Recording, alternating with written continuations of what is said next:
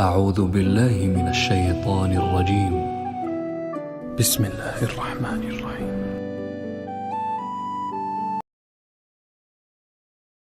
وَلَقَدْ خَلَقْنَاكُمْ ثُمَّ صَوَّرْنَاكُمْ، اور البتہ تحقیق ہم نے تمہیں بنایا اور پھر ہم نے تمہیں صورت دی. ثُمَّ قُلْنَا لِلْمَلَائِكَةِ اسْجُدُوا لِآدَمَ، پھر ہم نے فرشتوں سے کہا کہ آدم کو سجدہ کرو. یہ واقعہ سورہ بقرہ میں بھی اللہ نے بیان کیا. جہاں بھی یہ واقعہ بیان ہوا ہے قرآن نے انداز مختلف اختیار کیے ہیں. اس میں ہر دفعہ یہ واقعہ سننے میں ایک نیا لطف آتا ہے، ایک نئی علمی نکات سامنے آتے ہیں. یہ ایک بہت بڑی حقیقت ہے کہ انسان کی ابتدا کیسے ہوئی، اور دنیا اس میں عقلیں مار رہی ہے، دماغ استعمال کر رہی ہے. ہم دنیا میں کیسے وجود میں آئے، سائنسدانوں نے اپنے نظریات پیش کیے. امکان کے درجے میں کوئی بھی مستند بات ابھی تک کسی نے بھی نہیں کی ہے سائنس کی دنیا میں، اور یہ ایسی چیز ہے جس تک سائنس پہنچ نہیں سکتی ہے.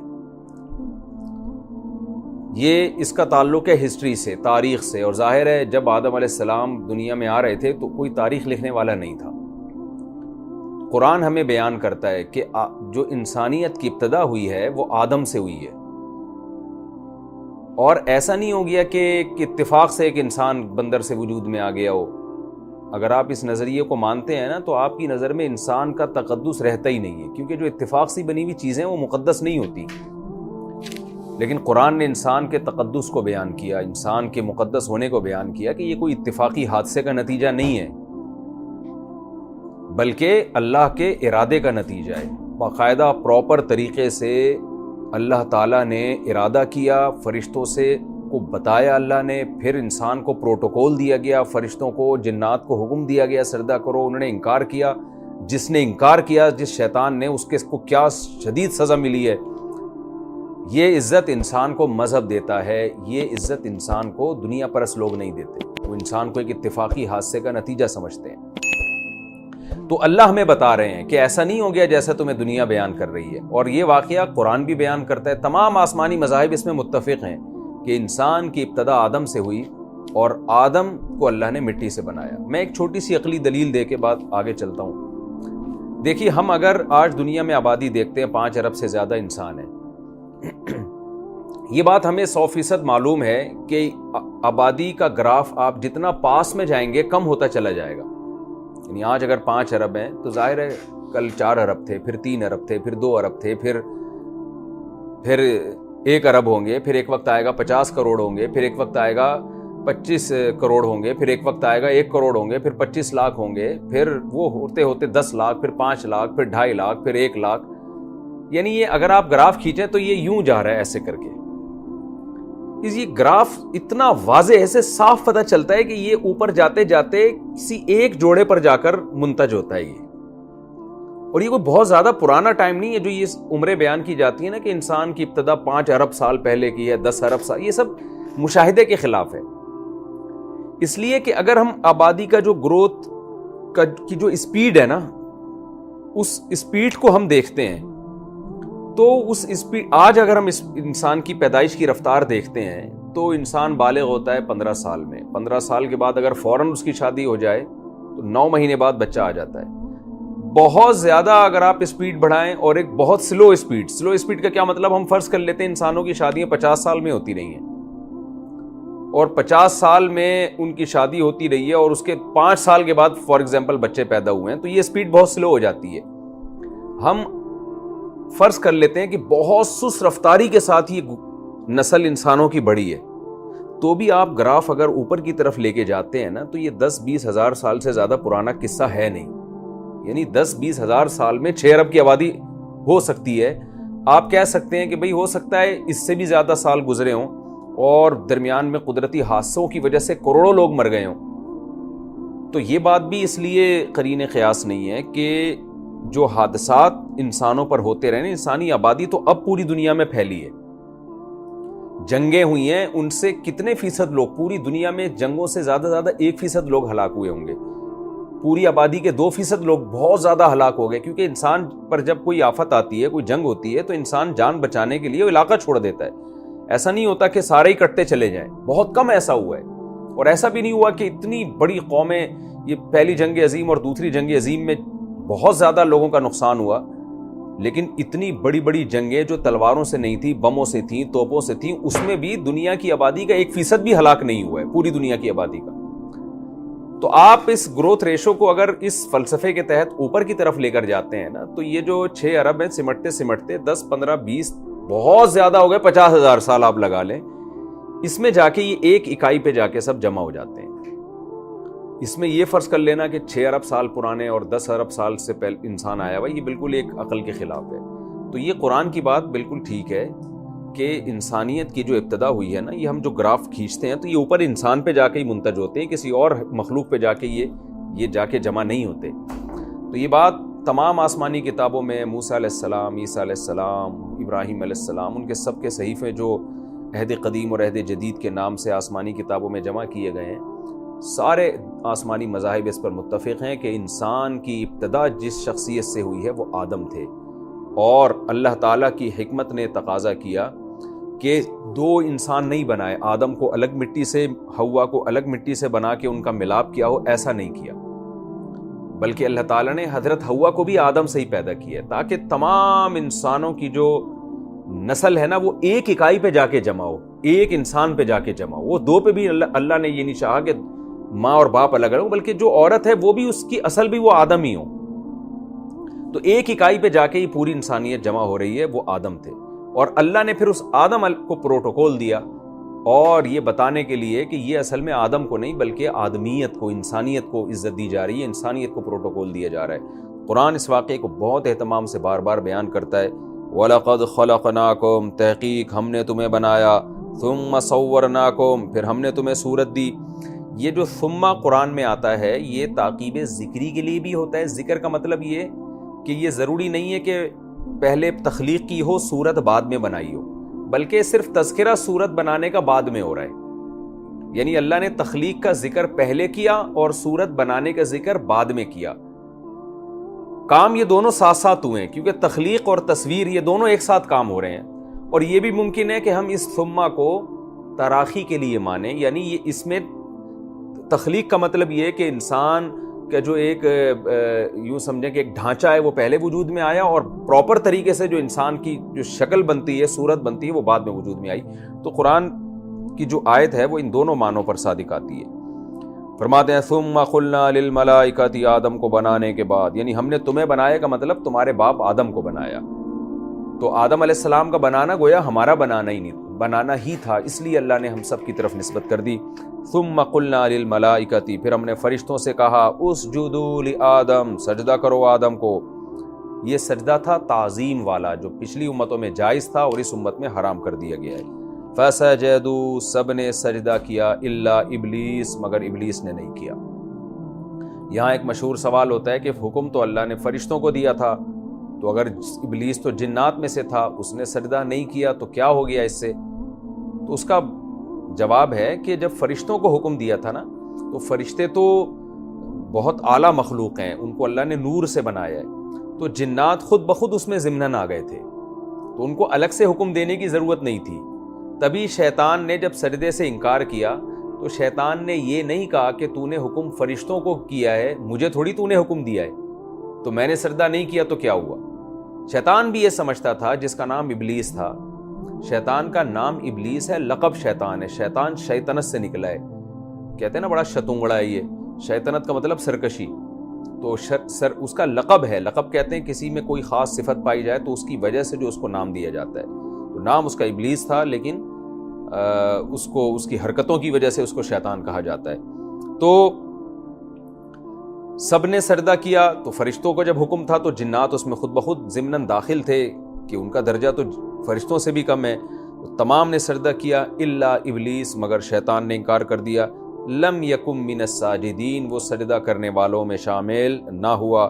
قال ما منعک، اے شیطان، اللہ نے فرمایا تجھے کس چیز نے روکا ہے، اللہ تسجدہ، کہ تو نے سجدہ نہیں کیا، یعنی تجھے سجدے کے عمل سے کس چیز نے روکا ہے، اذ امرتک، جبکہ میں تجھے حکم دے چکا ہوں۔ یہاں بڑی علمی نکتے کی بات ہے کہ سارے سجدہ کر رہے تھے، تو سجدہ نہ کرتا، یہ بات بالکل ٹھیک تھی، تو کہتا بھائی میری سمجھ میں نہیں آ رہا سجدہ، کیونکہ آدم کو مٹی سے بنایا، مجھے آگ سے بنایا. تو یہ بات لاجک کی حد تک صحیح ہو سکتی تھی، لیکن بات یہ ہے اذ امرتک، جب میں نے تجھے آرڈر کر دیا ہے تو اب تیرے پاس کیا عذر ہے سجدہ نہ کرنے کا؟ اس لیے کہ جب اللہ کا حکم آ جائے تو پھر جو اللہ کی مخلوق ہے اس کو چون و چرا کرنے کی اجازت نہیں ہے. وہ پھر اللہ سے کویشچن نہیں پوچھ سکتے کہ اللہ کیوں. تو یہ بہت اہم پوائنٹ کی بات ہے کہ شریعت جب ہمیں کوئی حکم دیتی ہے نا، آرڈر دیتی ہے، تو اگر ہمیں یہ معلوم ہے کہ یہ حکم اللہ کا ہے تو پھر مسلمان کو اس میں کیوں کی اجازت نہیں ہے کہ خدا نے یہ حکم ہمیں کیوں دیا ہے. عورت کہے کہ مجھے پردے کا حکم کیوں دیا، میرا دل تو صاف ہے. مردوں کو چاہیے کہ وہ اپنی نظروں کو پاک رکھیں. یہ جو آج کل لبرل قسم کی عورتیں اس طرح دلائل دے رہی ہوتی ہیں، جب اللہ نے حکم دیا داڑھی بڑھاؤ تو پھر آپ کہیں کہ جی کیوں حکم دیا، اس زمانے میں کلچر کچھ اور ہے، اس زمانے میں کلچر کچھ اور تھا، وغیرہ وغیرہ. اللہ نے حکم دیا 5 نمازیں فرض ہیں تو آپ پھر کیوں نہیں کر سکتے اس میں؟ تو جب اللہ کا آرڈر ایک دفعہ ثابت ہو جائے تو پھر عابد کو، جو اللہ کا غلام ہے، اللہ کا بندہ ہے، اس کو کیوں کی اجازت نہیں ہے. تو اللہ بھی یہاں فرما رہے ہیں کہ اذ امرتک، جب میں تجھے آرڈر دے چکا تھا، اس کے بعد تو نے سجدے سے انکار کیسے کر دیا؟ قال انا خیر منہ، شیطان نے جواب میں کیا کہا؟ انا خیر منہ، میں اس سے بہتر ہوں. یہ بہت جہالت پر مبنی جواب ہے، اس لیے کہ سوال میں اللہ اس دلیل کا جواب پہلے دے چکے ہیں. وہ اللہ کو معلوم تھا کہ شیطان منطق پیش کرے گا کہ میں آدم سے پہلے بھی ہوں، سینئر بھی ہوں، آدم سے زیادہ عبادت گزار بھی ہوں، اور جس چیز سے مجھے بنایا گیا ہے وہ چیز بھی آدم سے بہتر ہے. تو یہ لاجک پیش کر سکتا ہے. اسی وجہ سے اللہ نے سوال میں اس لاجک کی پہلے ہی نفی کر دی. اللہ نے سوال میں یہ کہا کہ اذ امرتک، جب میں نے تجھے آرڈر کیا ہے، تو میرے آرڈر کے بعد کس چیز نے تجھے روک دیا؟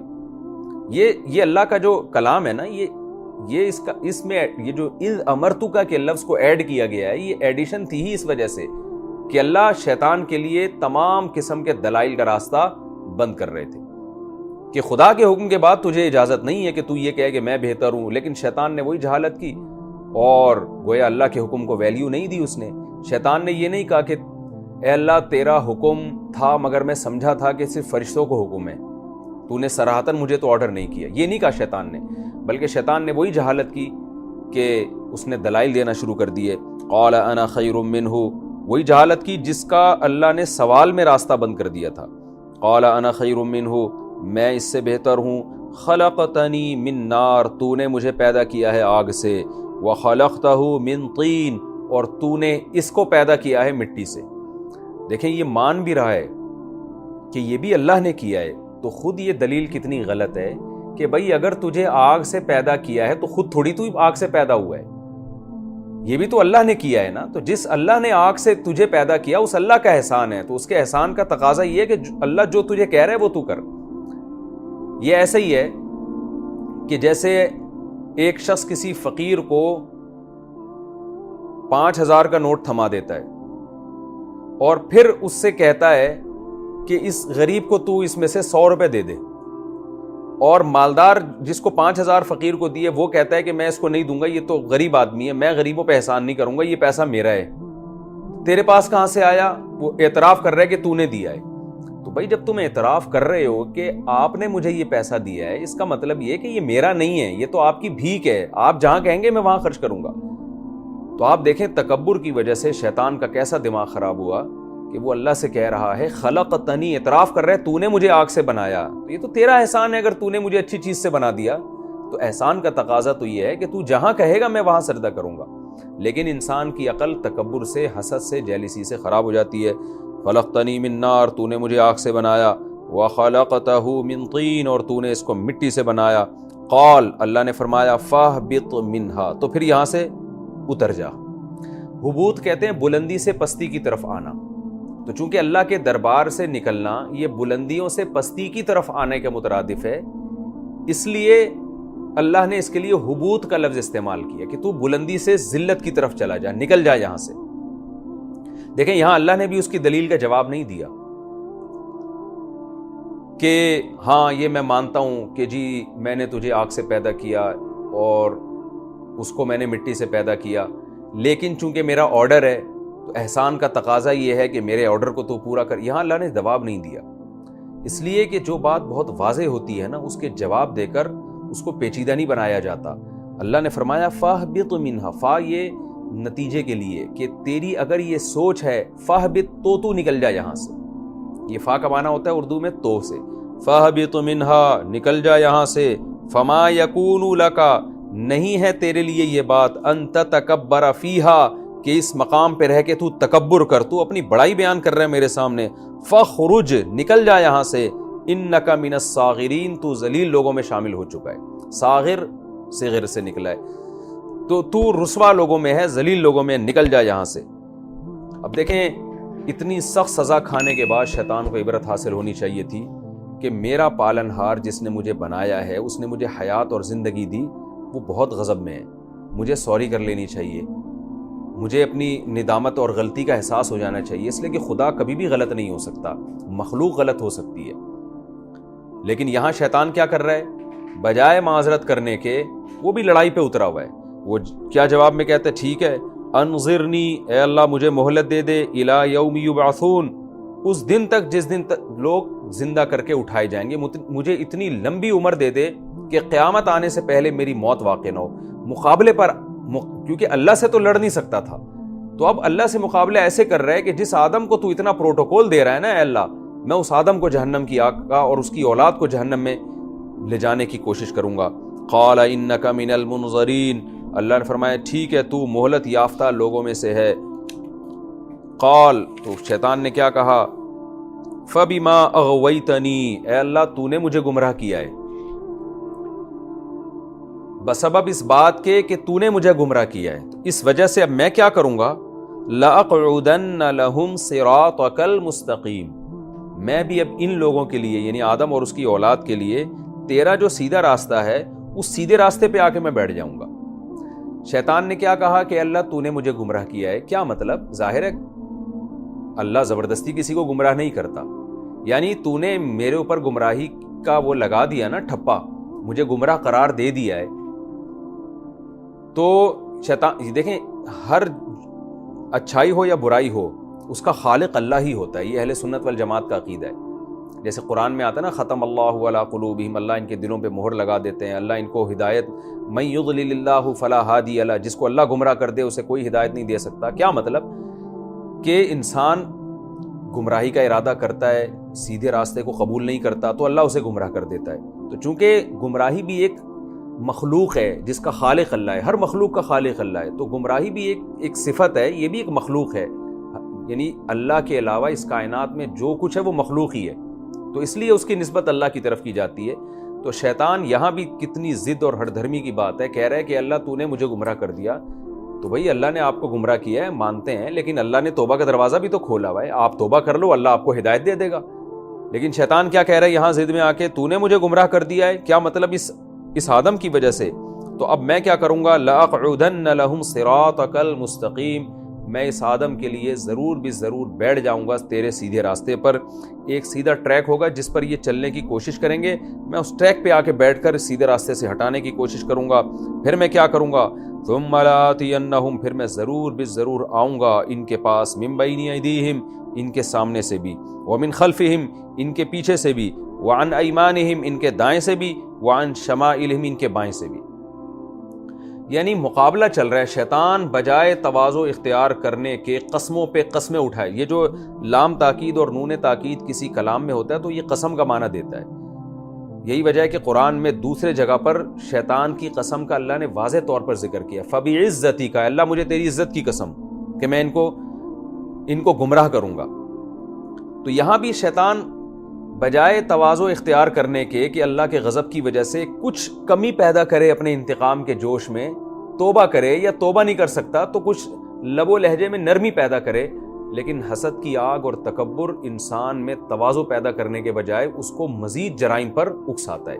تو یہاں مزید جرائم پہ جرائم کرتا چلا جا رہا ہے اور کہہ رہا ہے کہ صرف میں گمراہ نہیں کروں گا بلکہ گمراہی کے طریقہ بھی اللہ کو بیان کر رہا ہے، میں ان کے سامنے سیدھے راستے پہ بیٹھ جاؤں گا، میں پھر ان کے سامنے سے آ کے بھی بیٹھوں گا، ان کے پیچھے سے بھی آؤں گا، دائیں سے بھی بائیں، یعنی تمام جہاد سے ان پر حملہ کروں گا۔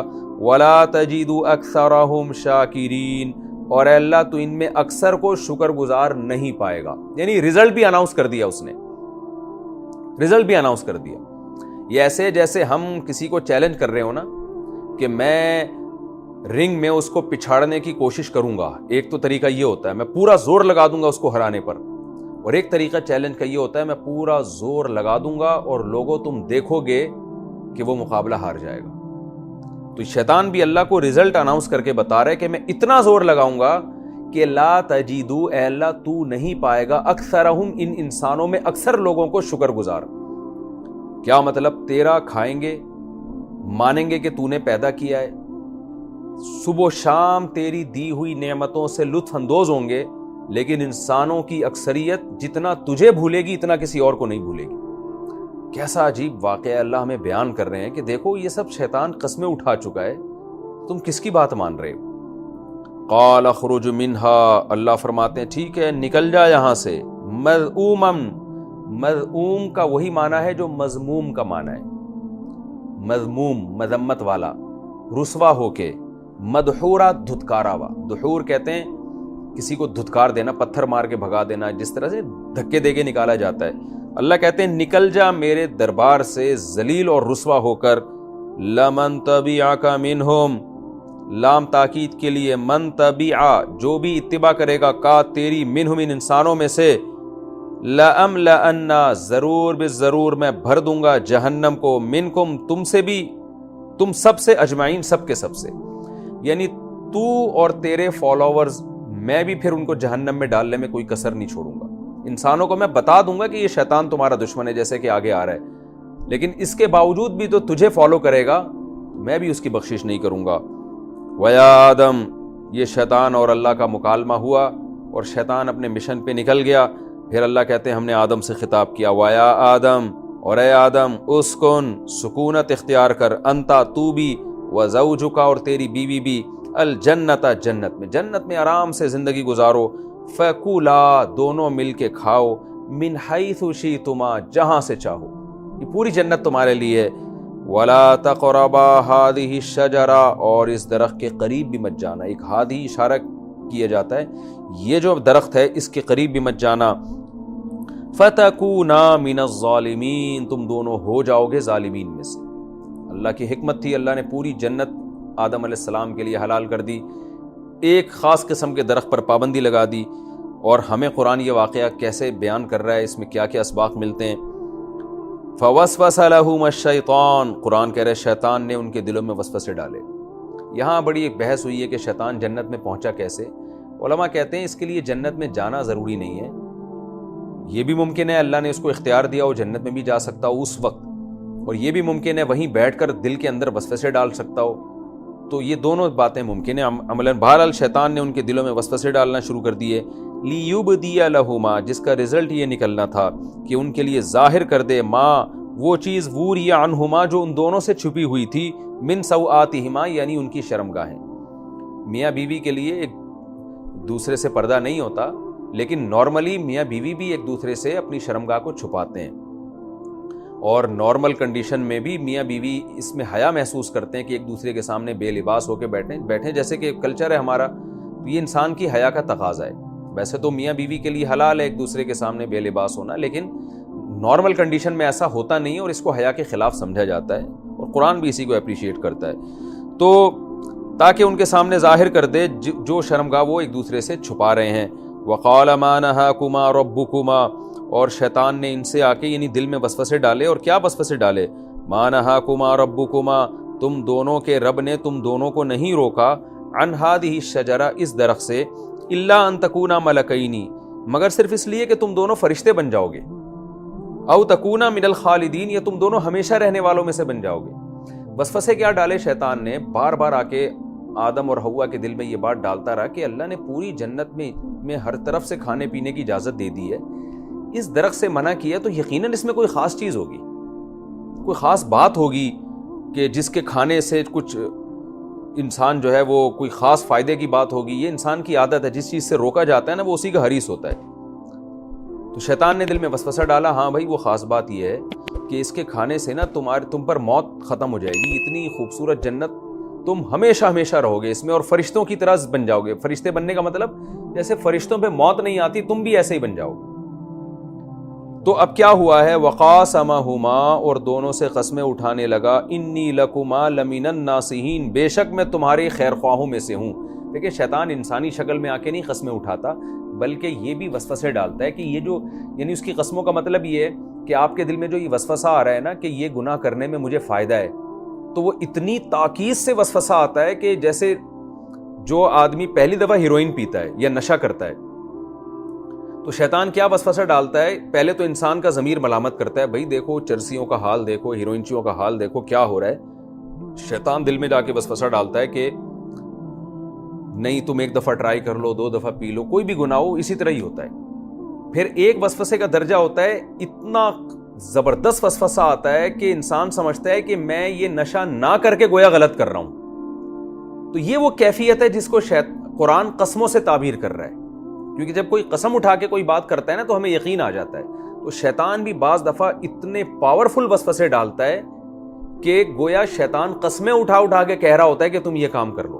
بالکل یہی کنڈیشن آدم اور حوا علیہ السلام کے ساتھ کی کہ یہ جو ان کے دل میں جو خیال آنے لگے کہ بھئی اگر ہم اس درخت سے کھائیں گے تو ہمیشہ زندہ رہیں گے، اس وجہ سے اللہ نے ہمیں اس سے روکا ہے، یہ اتنی تاکید کے ساتھ وسوسے دل میں آنے لگے کہ یعنی ان کو یقین ہو گیا کہ یہ کھانے میں ہمارا بہرحال فائدہ ہی فائدہ ہے۔ تو اس پاورفل وسوسے کو قرآن اس انداز سے تعبیر کر رہا ہے، فَدَلَّاهُمَا بِغُرُورٍ، شیطان نے دھوکے کے ساتھ ان کی رہنمائی کی، یعنی یہ غلط وسوسے تھے۔ فَلَمَّا ذَاقَ الشَّجَرَةَ، پس جب دونوں نے درخت سے چکھا، بَدَتْ لَهُمَا سَوْآتُهُمَا، دونوں کی شرمگاہیں ایک دوسرے کے لیے ظاہر ہو گئیں۔ سب سے پہلی سزا یہ ملی، اللہ نے جنت کا لباس چھینا۔ وَطَفِقَا يَخْصِفَانِ عَلَيْهِمَا مِنْ وَرَقِ الْجَنَّةِ، اور شرم کی وجہ سے جنت کے درختوں کے پتوں سے اپنے جسم کو ڈھانپنا شروع کر دیا انہوں نے۔ یہاں ایک بڑا مسئلہ ہے کہ دیکھیں اہل سنت والجماعت کا اس بات پر اجماع ہے، اس پر قرآنی آیات احادیث شاہد ہیں کہ پیغمبر سے گناہ نہیں ہوتا، اجتہادی خطا ہوتی ہے۔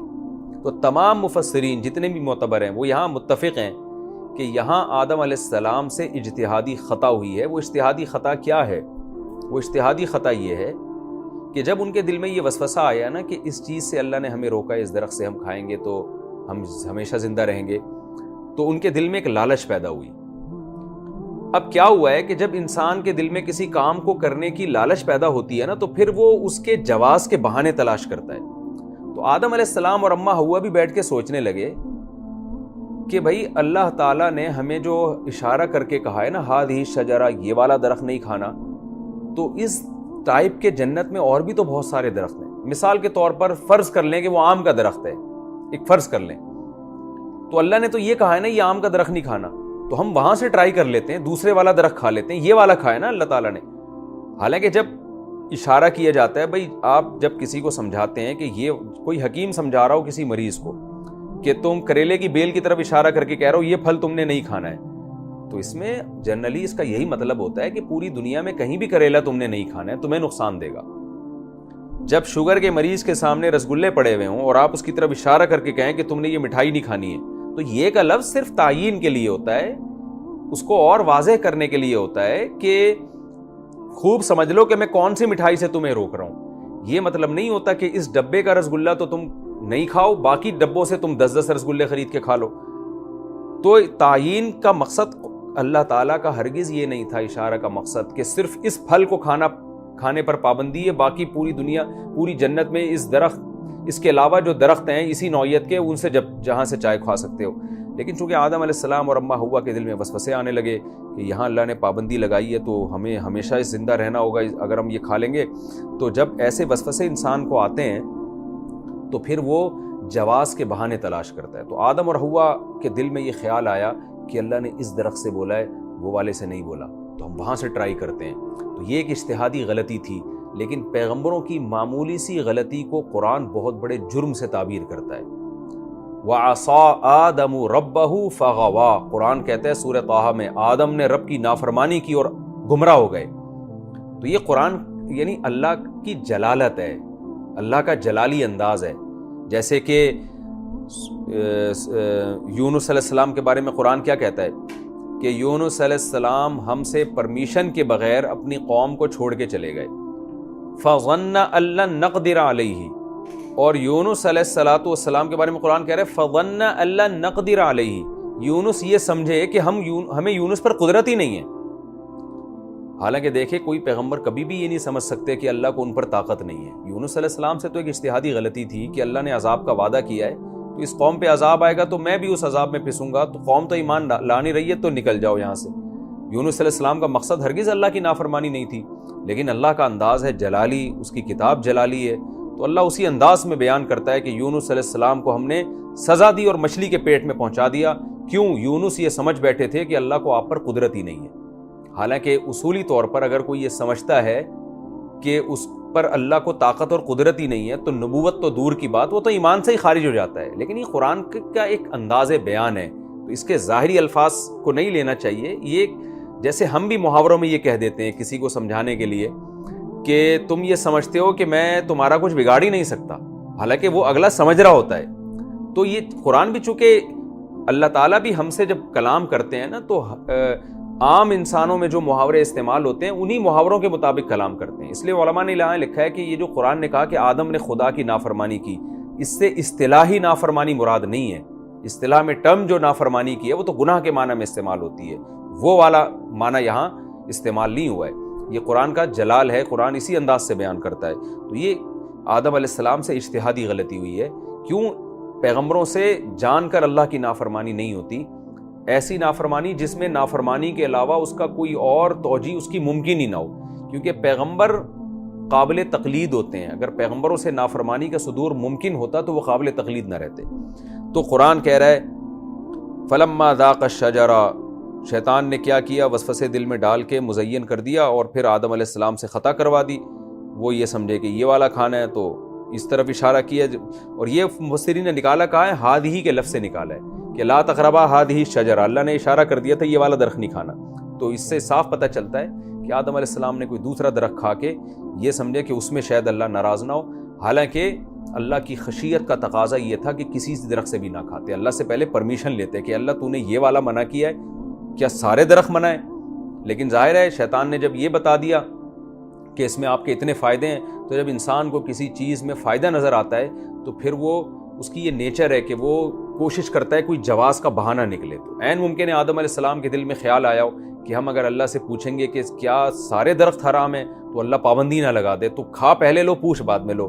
اس طرح سے شیطان نے ان کے دل میں وسوسے ڈال کے ان سے وہ غلطی کروا دی۔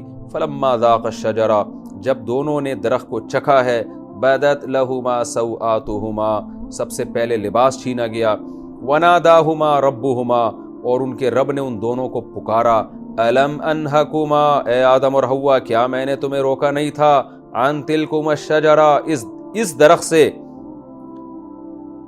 وَأَقُلْ لَكُمَا، اور میں نے تمہیں کیا پہلے یہ کہا نہیں تھا، ان الشیطان لکما عدو مبین، کہ شیطان تم دونوں کا کھلا ہوا دشمن ہے۔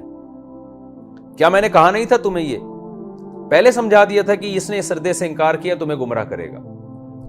دیکھیں شیطان نے فوراً باطل تعویلات پیش کرنا شروع کر دی تھی اپنے جرم کی، جو بالکل اللاجیکل باتیں تھیں کہ میں اس سے بہتر ہوں، آگ سے بنایا۔ یہاں کیا ہے، آدم علیہ السلام کے پاس ایک بہانہ ہو سکتا تھا کہ اللہ تو نے کہا تھا اس درخت سے نہ کھانا، اور اب بھی تو یہ کہہ رہا ہے کہ میں نے تمہیں اس درخت سے، تلکما بھی اشارہ ہے نا کہ اس درخت سے منع کیا تھا، اللہ ہم نے اس سے تھوڑی کھایا، ہم نے تو اس سے کھایا ہے۔ لیکن آدم علیہ السلام نے یہاں عذر پیش نہیں کیا، وہ اللہ کے غضب اور سزا جو اللہ نے دی جنت سے کہ لباس کا چھن جانا، اس سے سمجھ گئے کہ مجھ سے نافرمانی ہوئی ہے، مجھ سے غلطی ہوئی ہے۔ اب بجائے اس کے کہ میں تعویلات کروں کہ اللہ تو نے اس والے سے منع کیا تھا، اس والے سے منع نہیں کیا تھا، اور اب تو ڈانٹ بھی اس والے پہ رہا ہے، اس والے پہ تھوڑی ڈانٹ رہا ہے، کوئی لاجک پیش نہیں کی، اللہ کے غضب کو دیکھ کے سمجھ گئے کہ ہم سے غلطی ہوئی ہے۔ فوراً کیا کرنے لگے، قالا، اے ہمارے رب، ربنا، دونوں کہنے لگے ربنا، اے ہمارے رب، ظلمنا انفسنا، ہم نے اپنی جانوں پر ظلم کیا ہے، وَإِن لَّمْ تَغْفِرْ لَنَا، اب ہمارے پاس کوئی آپشن نہیں ہے سوائے اس کے کہ تو ہمیں معاف کر دے، ہم سزا کے مستحق ہیں، تو جو سزا دینا چاہے ہم مستحق ہیں، وَإِن لَّمْ تَغْفِرْ لَنَا، لیکن اگر تو نے ہمیں معاف نہ کیا، وَتَرْحَمْنَا، اور ہم پہ رحم نہ کیا، لَنَكُونَنَّ مِنَ الْخَاسِرِينَ، ہم قسم اٹھا کے کہتے ہیں ہم برباد ہو جائیں گے، خسارے والوں میں سے ہو جائیں گے۔ فوراً اللہ سے توبہ استغفار کرنے لگے، معذرت کرنے لگے، تو کیسی اچھی مثال قائم کر دی آدم علیہ السلام نے، اور اللہ نے بھی کتنا خوبصورت انداز انسان کی ابتدا کا بیان کیا. اور آج سائنسدان کس یونیورسٹیاں اور ہمارے کالجز انسان کو کس میں لگا رہے ہیں؟ یعنی بندر تھے جو مختلف مراحل سے یہاں تک گزر کے آئے ہو. کیا انسان انسانیت پہ چلے گا؟ کیا وہ انسانیت کو فالو کرے گا؟ تو کتنا خوبصورت انداز تھا انسان کو دنیا میں لانے کا اور اسے اس پریکٹیکل سے گزارنے کا. کتنا خوبصورت انداز قرآن نے اختیار کیا اور ہمارے رب نے اختیار کیا. ہمیں ہمارے باپ آدم کو پیدا کر کے ان کو جنت میں رکھا. قرآن کیا کہتا ہے؟ قال اہبطوا، یہاں سے نکل جاؤ، بعضکم لبعض عدو، تم میں سے بعض کے دشمن ہوں گے. یہاں قرآن نے پوری بات بیان نہیں کی، اجمالی بیان کی ہے. ایک اور مقام پر اللہ نے دوسرے، یعنی جب آدم علیہ السلام نے توبہ کی ہے تو سورہ طٰہٰ میں آتا ہے ثم اجتباہ ربہ، آدم کے رب نے ان کی توبہ قبول کر لی اور دوبارہ ایسا ہی اپنا برگزیدہ اور منتخب بنا لیا جیسے وہ پہلے تھے. وہدا، اور پھر ان کی صحیح رہنمائی کی، آئندہ ان سے ایسی غلطی نہیں ہوئی، یعنی اللہ نے ہونے نہیں دی ان سے ایسی غلطی کبھی. یعنی ان کی ایسی تربیت ہو گئی کہ اب آئندہ انہوں نے اس طرح کی اجتہادی غلطی بھی نہیں کی. تو سورہ طٰہٰ میں آتا ہے کہ جیسے ہی آدم علیہ السلام نے یہ الفاظ کہنا کہ اللہ ہم سے ظلم ہوا ہے اپنی جان پر، تو نے ہمیں معاف نہ کیا تو ہم تو برباد ہو جائیں گے. تو اللہ فرماتے ہیں ثم اجتباہ ربہ، اللہ نے ان کی توبہ قبول کر لی. اور نہ صرف یہ کہ قبول کیے بلکہ اس غلطی سے پہلے اللہ کے جتنا قرب تھا، جتنے قریب تھے، ویسا ہی اللہ نے قرب عطا کر دیا. اجتباہ کا معنی دوبارہ اللہ نے ان کو سلیکٹ کر لیا اپنے قرب کے لیے، اپنی محبت کے لیے. یہاں قرآن کہہ رہا ہے کہ ہم نے ان کو حکم دیا یہاں سے چلے جاؤ. تو اس سے صاف پتہ چلتا ہے کہ توبہ تو اللہ نے قبول کر لی اور اپنا قرب بھی دے دیا، لیکن اس خطا کا جو دنیاوی حکم تھا، دنیاوی لحاظ سے جو پنشمنٹ تھی، وہ بہرحال اللہ نے دی ہے. تو اب یہ پنشمنٹ ظاہری لحاظ سے پنشمنٹ تھی، حقیقت میں پنشمنٹ نہیں تھی. بلکہ اس سے صاف پتہ چلتا ہے کہ اس آیتوں سے لگ رہا ہے کہ آدم علیہ السلام سے جو خطا ہوئی، اللہ نے توبہ قبول کی، لیکن اللہ نے کہا توبہ تو قبول کروں گا، اب جنت میں نہیں رہو گے، نکل جاؤ یہاں سے، اب زمین پہ جا کے رہو اور اس طرح سے رہو گے کہ تم سب آپس میں لڑو گے. یعنی جنت تو امن کی جگہ ہے، وہاں تو لڑائی پھڈا نہیں ہے، لیکن دنیا میں جب تمہاری خواہشات پوری نہیں ہوں گی تو پھر آپس میں تم خواہشات کے حصول کے لیے لڑائیاں کرو گے، ایک دوسرے کو مارو گے، پیٹو گے. وہ اس وقت سے لے کے آج تک جنگیں ہو رہی ہیں اور ختم ہونے کا نام نہیں لے رہی. اور آپ دیکھ لیں ابھی روس نے یوکرائن پہ بیٹھے بیٹھے حملہ کر دیا اور یہ چلتا رہے گا قیامت تک. تو یہ اس سزا کا نتیجہ نہیں ہے، یہ اس غلطی کا نتیجہ نہیں ہے، بلکہ دنیا میں تو اللہ کو اتارنا تھا. اللہ کو پتا تھا آدم علیہ السلام سے خطا ہوگی، لیکن اللہ اس پروسیس سے گزار کے اتار رہے ہیں اور یہ بتانے کے لیے کہ میں نے تمہاری توبہ قبول کر لی ہے، جیسے کہ سورہ طٰہٰ میں، لیکن اس کی یہ دنیاوی اثر بہرحال مرتب ہوگا کہ اس کے نتیجے میں اب میں تمہیں دنیا میں بھیجوں گا اور تمہیں اب آزمایا جائے گا. جو غلطیوں سے بچیں گے، شیطان کے بہکاوے میں نہیں آئیں گے، اب وہ اس جنت میں داخل ہوں گے، اور جو شیطان کے بہکاوے میں آئیں گے وہ اس جنت سے محروم کر دیے جائیں گے. تو یہ سزا تھی، دنیاوی سزا تھی. دنیاوی سزا کا مطلب یہ ہوتا ہے، ایک سزا وہ ہوتی ہے جو اللہ کے غضب کی وجہ سے ہو، اور ایک سزا وہ ہوتی ہے جو تربیت دینے کے لیے ہو، ایک پروسیس سے گزار کر اس میں کوئی حکمتیں اور مصلحتیں ہوں. تو یہ ان حکمتوں اور مصلحتوں کے لیے جس کے لیے آدم کو پیدا کی، کیونکہ اللہ نے اصل میں آدم کو زمین کے لیے پیدا کیا تھا، جنت کے لیے پیدا نہیں کیا تھا. لیکن اللہ پہلے زمین پہ بھیجتے تو وہ پروسیس سے گزر کے نہ آتے، وہ اسباق حاصل نہ ہوتے. اس پروسیس سے گزارا گیا کہ دیکھو شیطان نے تمہیں بہکایا، اب تم توبہ کر رہے ہو، میں توبہ قبول کر رہا ہوں، اپنی اولاد کو جا کے بتا دینا، یہ شیطان تمہارے پیچھے اسی طرح سے لگا رہے گا اور ایسے ہی گناہوں کو مزین کر کے تمہارے سامنے لاتا رہے گا. تو قرآن کہہ رہا ہے اہبطوا، اتر جاؤ یہاں جنت سے. یہاں بھی اترنے کا مطلب دونوں مطلب ہو سکتے ہیں. یا تو ہو سکتا ہے جنت کہیں اونچائی پر ہو، آسمانوں کے اوپر ہو، ہمیں نہیں پتا، کوئی خاص سیارہ ہو، کوئی زمین کی طرح اللہ نے کوئی بہت بڑی جنت والی زمین بنائی ہو، کہکشاؤں کے اندر چھپی ہوئی ہو. یہ بھی ہو سکتا ہے وہاں سے اوپر سے نیچے لایا گیا. اور یہ بھی ہو سکتا ہے کہ وہ جہان ہی الگ ہو، جیسے جنات کا جہان ایک الگ ہے، وہ اس سائنسی دنیا اس کو ٹریس نہیں کر سکتی. تو عین ممکن ہے اسی زمین میں اللہ نے جنت کو بنایا ہوا ہو، ہمیں نہیں پتا. وہ ایک الگ، جیسے ہم جب بستر پہ سوتے ہیں تو عالم خواب میں داخل ہو جاتے ہیں، وہ اسی بستر پہ ہوتا ہے لیکن ایک الگ عالم ہوتا ہے. جب میت کو قبر میں رکھا جاتا ہے تو اس مادی قبر میں جاتی ہے میت، لیکن برزخ میں داخل ہو جاتی ہے، وہ ایک الگ جہان ہے. قرآن میں کیا آتا ہے کہ نوح علیہ السلام کی قوم کو سمندر میں غرق کیا گیا اور آگ میں ڈال دیا گیا. تو حالانکہ سمندر میں تو پانی ہے لیکن آگ وہ ایک الگ جہان ہے. تو تو یہ بھی ممکن ہے کہ جنت ایک الگ جہان میں ہو، تو اللہ نے وہاں سے اتارنے کا مطلب بلندی سے پستی کی طرف، یعنی معنوی طور پہ بلندی، کیونکہ جنت بہرحال خوشنما ہے، خوبصورت ہے، اور زمین اس کے مقابلے میں ہیچ ہے، تو اس معنوی طور پر یہ گویا ایک قسم کی پستی ہے۔ تو جیسے شیطان کو اللہ نے کہا دربار سے نکل جا، تو بلندی سے پستی کی طرف آیا، تو آدم علیہ السلام بھی جب جنت سے اس جہان کی طرف آئے، چاہے وہ جنت اسی زمین پہ ہی کیوں نہ ہو، تو اس جہان کی طرف آنے کو بلندی سے پستی کی طرف آنے سے تعبیر کیا ہو۔ وَلَكُمْ فِي الْأَرْضِ مُسْتَقَرٌ، دو باتیں ہوں گی، بَعْضُكُمْ لِبَعْضٍ عَدُوٌّ، تم میں سے بعض کے دشمن ہوں گے، وَلَكُمْ فِي الْأَرْضِ مُسْتَقَرٌ، اور اب تمہارا زمین میں ایک ٹھکانہ ہوگا، وَمَتَاعٌ إِلَىٰ حِينٍ، اور ایک خاص وقت تک فائدہ اٹھانا ہے، تم نے زمین کی نعمتوں سے لطف اندوز ہونا ہے ایک خاص حد تک۔ قَالَ فِيهَا تَحْيَوْنَ وَفِيهَا تَمُوتُونَ، یہیں تمہاری حیات ہوگی، یہیں تمہاری موت ہوگی، وَمِنْهَا تُخْرَجُونَ، اور یہیں سے تم قیامت کے دن اٹھائے جاؤ گے۔